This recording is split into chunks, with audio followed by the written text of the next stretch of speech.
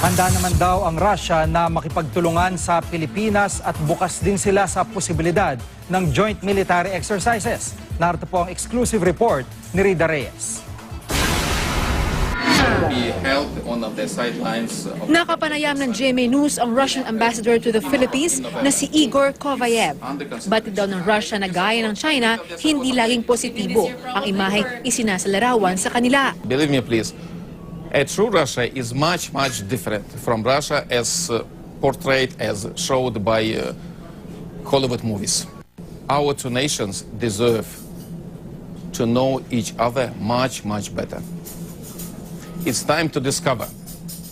It's time to discover the Philippines for many Russians and vice versa. Sabi ni Kovayev, bukas daw ang Russia na makipagtulungan sa Pilipinas, kabilang na ang posibilidad na magsagawa ng military exercises. Inihahanda ng araw ang planong pagbisita ni Duterte sa Russia. Nauna nang nagkita sina Duterte at Russian Prime Minister Dmitry Medvedev sa ASEAN Summit sa Laos noong isang buwan. He was deeply impressed by the personality of His Excellency President Duterte. Please formulate your wish list. What kind of support, what kind of assistance do you expect from Russia? And we'll be ready to sit down together, to come together, to sit down together and to discuss what can and should be done. So, and I'm saying again, so it includes any area, any field of possible cooperation. Suportado raw ng Russia ang kampanya ni Duterte laban sa droga, lalo pat minsan na rin nila itong naging problema. Kaya sa kabila raw ng kaliwat kanang batikos na international community kay Duterte, hindi kailanman makikialam ang Russia. We don't interfere into domestic affairs of other sovereign states. I'm saying again, it's a fundamental principle of our foreign policy. So, it's not our business to give advices to the government of any other country what they should do. Rida Reyes, GMA News.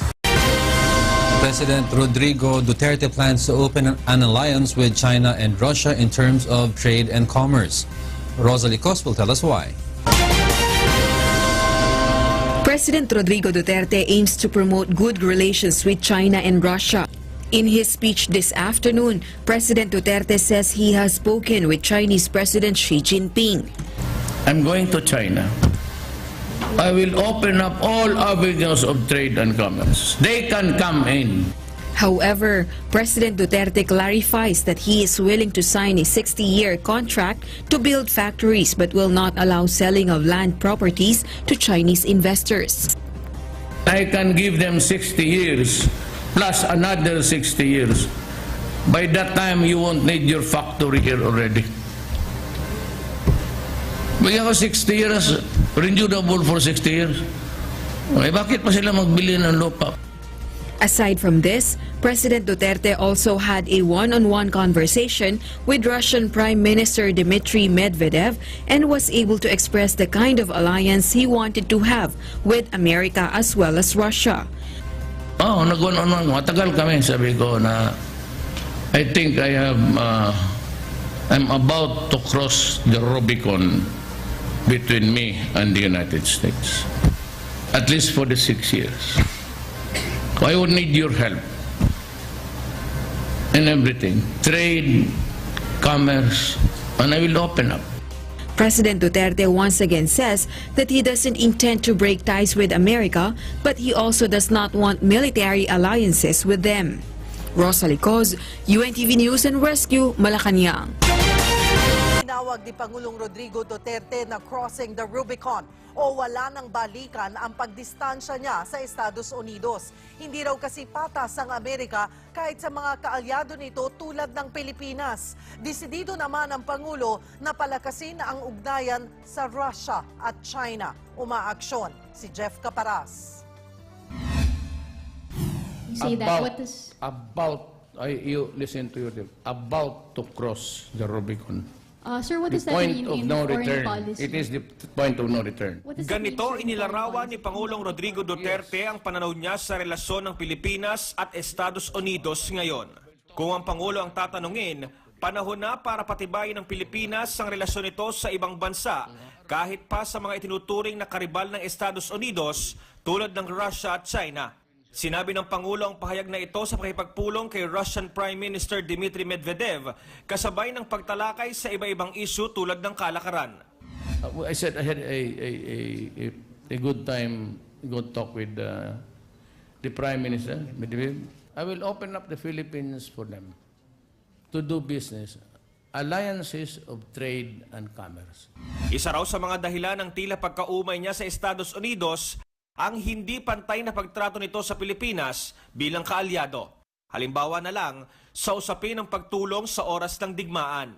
You know, there is a RPUS pact that was in the 50s.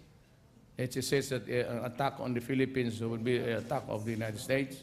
But in the United States Constitution, it says that before a president can declare war with anybody in defense of an ally, he has to go to Congress for permission to go to war. That's the problem. So if the Congress will not give him that authority, what will happen to us? Tingin ng Pangulo, ito na ang tamang panahon para bumulangkas ng bagong foreign policy ang bansa. It cannot be just a one-way traffic here. Even if I am a president of a small republic, I will see to it that in matters of principle, we are in parity. Tabla. Bukod sa Russia, balak din ng Pangulo na makipag-usap sa China para resolbahin ang issue ng agawan ng teritoryo at pag-usapan ng tungkol sa ekonomiya. I said I'm ready to not really break ties, but we will open up alliances with China. And after China, I think I'll go to Japan and I'll go to Russia. And never mind about the ratings.